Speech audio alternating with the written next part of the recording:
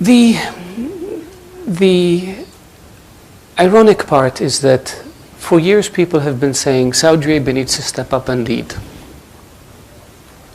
Why do they want us to fight their wars for them?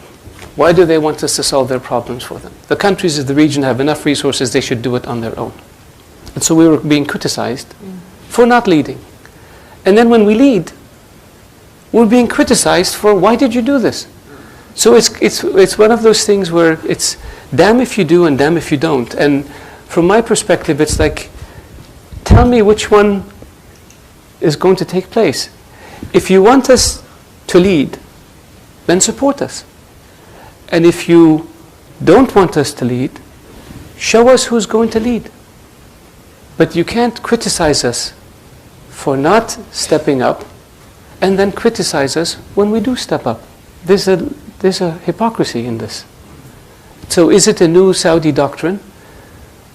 When you have a vacuum, evil forces flow into the vacuum unless you do something about it. And we are determined to protect our citizens and our country and our borders from all evil. And so we had no choice but to intervene in Yemen, as I pointed out. Thank you.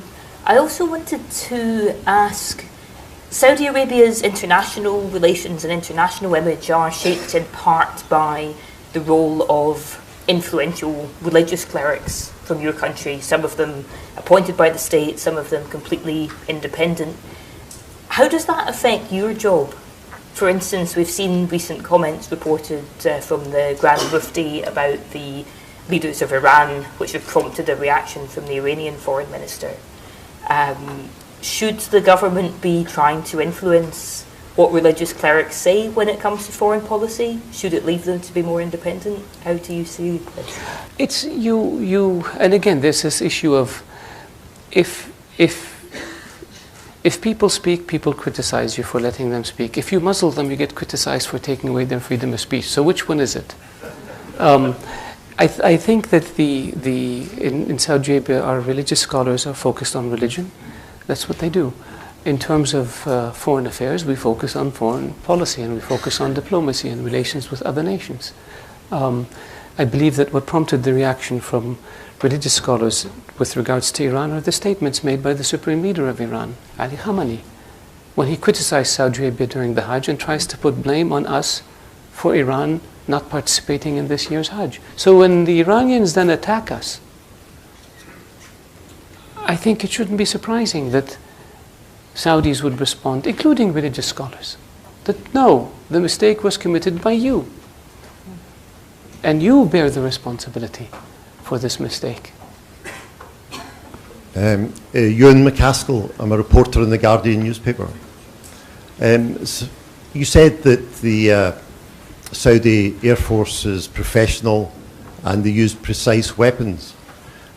We've been tracking this from the start, and according to our analysis, and it's fairly conservative, about a third of the targets hit are civilian. The sort of schools, hospitals, marketplaces, economic infrastructure. So, I mean, it's hard to sort of square, more than a third civilian targets with sort of being professional and precise. I mean, this looks like a sort of clear breach of international humanitarian law. Thank you. As you know, these are very hot issues in the UK just now. Yes, no, I know. With regards to the issue of schools and hospitals and so forth, I think a lot of it is vastly exaggerated. The Houthi Salih have turned schools and hospitals and mosques into command and control centers. They have turned them into weapons depots, and in a way that they're no longer civilian targets, they're military targets. They may have been a school a year ago, but they were not a school when they were bombed. When you have a building that used to be a school that has become a weapons depot, it's no longer a school, it's a weapons depot. There is a fault with how information is gathered in Yemen, which is not accurate. People say this was a school. Well, maybe it was a school 2 years ago, but it wasn't a school when it was bombed. And then they say the coalition hit a school. Not true. People accused us, the coalition, of bombing a wedding party in which 120 people died. We had no planes the day of the wedding, the day before the wedding, or the day after the wedding. But I don't see anyone retracting the charge. We were accused of bombing the old city of Sana'a, common heritage of mankind, when we had no flyers anywhere near the old city. I don't see anyone coming and saying, sorry, we charged you incorrectly. We're accused of dropping cluster bombs, British-made cluster bombs, 755B. Amnesty reports, and for months the media talks about how we used cluster bombs in Yemen. Well, guess what? The cluster bombs were bought in 1985. By 2005, they were obsolete.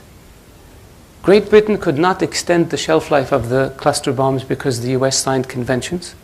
And our airplanes, the Tornado airplanes we bought from Britain, the electronic warfare systems, when they were upgraded to accommodate new munitions, the ability to accommodate cluster bombs was removed because Britain signed a treaty to that effect. So if you have a bomb that's a dud, and you have a platform, the airplane, that can't use the bomb, how can we have dropped it? Where's the logic?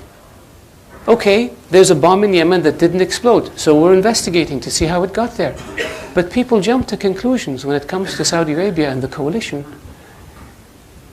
And then things get exaggerated and gets repeated, and it becomes a fact. And nobody takes a step back and says, wait a minute.